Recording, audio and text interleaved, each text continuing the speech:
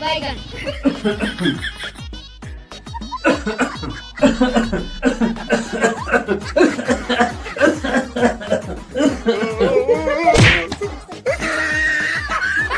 अब देख तू।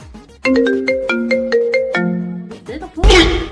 हे भगवान, कसम पता चल जाता कि ये चैन से 2 मिनट बैठ गए। सारा दिन तो ही घर में बैठ रहा था, जैसे टीवी कमर जो खप खप खप खप करत रहा थी। थोड़ी देर का अगर बुढ़ा भैरव चला गया तो कहीं का बनाए खाने में, क्या बनाए खाने में। जब तना जीव लागत तो है कि तनका जमाल होता पिया जाए। खाना तो खा ले मगर कहीं तुम्हारी अम्मा से कम नीक बना रहा है। जब तई पता है कि गुड़िया मैं से अच्छा खाना बना लेती तो वही काहे नहीं परेशान करते। कौन दिन खाना में इतना मिर्चा मिला दूं हाँ की बारा मुँह जली आहगा की बारा पिछवाड़ा। हेलो हेलो बेटा। हाँ जी पापा जी। कुछ नहीं बेटा, वो गलती से मिल गया था।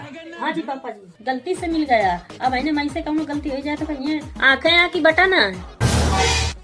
मन तो करा था जब मैं साबुन से कपड़ा धोऊं वही से पूरे परिवार का धो के ढक दे। बुढ़ा पूरा मूड खराब कर देने की।